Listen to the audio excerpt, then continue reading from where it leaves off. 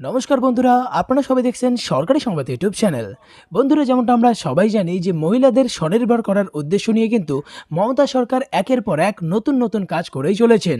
যেমনটা ধরুন, কিছুদিন আগেই কিন্তু শুধুমাত্র মহিলাদের জন্যই লক্ষ্মীর ভাণ্ডার প্রকল্প তিনি শুরু করেন, যেটাতে কিন্তু প্রত্যেকটি মহিলাকে মাসে মাসে 500 টাকা বা 1000 টাকা তিনি হাত খরচার জন্য দেবেন।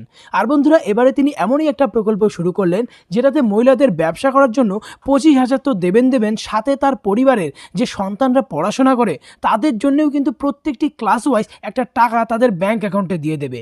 এরই সাথে বন্ধুরা, এই প্রকল্পে 13টি আলাদা আলাদা সুবিধা রয়েছে, যেগুলি থেকে আপনারা নানানভাবে আর্থিক সাহায্য পেয়ে যাবেন। তো বন্ধুরা দেখুন, এই নতুন প্রকল্প সম্পর্কে হেডলাইনে বড় বড় করে বলা হয়েছে যে মুখ্যমন্ত্রীর বিরাট বড় ঘোষণা, সমস্ত মহিলারা পাবেন 25,000 টাকা, ছাত্রছাত্রীরা পাবে 4,000 থেকে 25,000 টাকা। এরই সাথে রয়েছে আলাদা 13টি সুবিধা। কিভাবে বন্ধুরা আপনারা আবেদন করবেন, কি কি ডকুমেন্টস বা কাগজপত্র লাগবে, ফর্ম কোথায় পাবেন, এই সব কিছুই কিন্তু আজকের এই ভিডিওটিতে আপনাদের আমি জানিয়ে দেবো। তো অবশ্যই কিন্তু ভিডিওটিকে একদম শেষ পর্যন্ত দেখবেন। তো বন্ধুরা, যদি আপনারাও আপনাদের বাড়ির মহিলাদের অ্যাকাউন্টে এই 25,000 টাকার সুবিধা পেতে চান, সাথে 13টি সুবিধা, তাহলে কিন্তু অবশ্যই ভিডিওটিকে একটি লাইক করে দেবেন।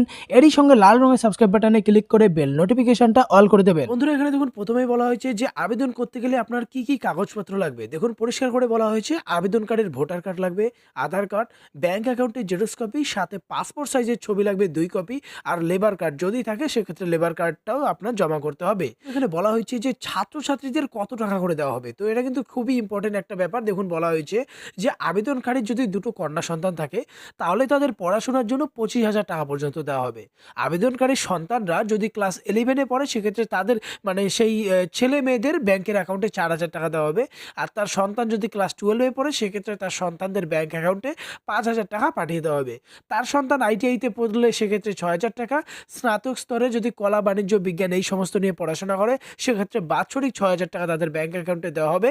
তার সন্তান যদি পলিটেকনিকে পড়তে থাকলে সেক্ষেত্রে 10,000 টাকা। ডাক্তারি বা ইঞ্জিনিয়ারিংয়ে পড়তে থাকলে সেক্ষেত্রে 30,000 টাকা পর্যন্ত তার সন্তানের অ্যাকাউন্টে পাঠিয়ে দেওয়া হবে। এবারে বলা হয়েছে আবেদনকারী কি কি সুবিধা পাবে। দেখুন, আবেদনকারী মানে যে আবেদন করবে তাকে এই সুবিধা দেওয়া হবে যে আবেদনকারীর যখন 60 বছর পার হবে, তখন তাকে প্রতি মাসে 1,000 টাকা করে পেনশন দেওয়া হবে। যদি কোনো কারণে তার মৃত্যু হয়, তাহলে তার পরিবারকে এককালীন 2 লক্ষ টাকা পর্যন্ত দেওয়া হবে। যদি স্বাভাবিক মৃত্যু হয়, সেক্ষেত্রে 50,000 টাকা দেওয়া হবে। দুর্ঘটনায় যদি দুটো চোখের দৃষ্টি বা দুটো পা বা দুটো হাত এই ধরনের যদি অক্ষমতার শিকার হয়, সেক্ষেত্রে 2 লক্ষ টাকা। আর যদি একটি চোখের দৃষ্টি, একটি হাত বা একটি পায়ের কর্মক্ষমতা হারায়, সেক্ষেত্রে 1 লক্ষ টাকা পর্যন্ত আর্থিক সাহায্য করা হয়। এবারে বলা হয়েছে এই দুর্দান্ত প্রকল্পে আপনারা কিভাবে আবেদন করবেন, বা আপনি যে নমিনি রাখবেন, নমিনির কি কি ডকুমেন্টস লাগবে। তো যাকে নমিনি রাখবেন তাকে কিন্তু আপনার যে পেনশনটা দেওয়া হবে, আপনি যে মারা যাওয়ার পরেও আপনার পেনশনের অর্ধেক পেনশন আপনার নমিনিকে দেওয়া হবে। তো নমিনি যাকে অ্যাড করবেন তার ভোটার কার্ড লাগবে, আধার কার্ড লাগবে, আর ব্যাংক অ্যাকাউন্টের জেরক্স কপি লাগবে।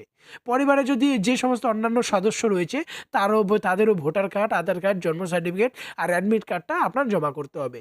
তবে বন্ধুরা, এই প্রকল্পে আবেদন করার কিছু শর্ত রয়েছে। যেমন আবেদন করতে হলে আপনাকে অবশ্যই পশ্চিমবঙ্গের স্থায়ী বাসিন্দা হতে হবে, আর আপনার পারিবারিক উপার্জনটা 6,500 টাকার বেশি হওয়া চলবে না, মানে মান্থলি ইনকাম। আর আবেদনকারীর বয়সটা 18 থেকে 60 বছরের মধ্যে হতে হবে। এবার কথা হচ্ছে যে কিভাবে আপনারা আবেদন করবেন। দেখুন বলা হয়েছে, সামাজিক সুরক্ষা যোজনার অফিসিয়াল ওয়েবসাইটে গিয়ে আপনারা অনলাইনে আবেদন করতে পারবেন। অতিরিক্ত তথ্য বা আবেদন করার সহায়তার জন্য কোনো ধরনের যোগাযোগ করার জন্য আপনি এই ফোন নাম্বারে ফোন করতে পারবেন।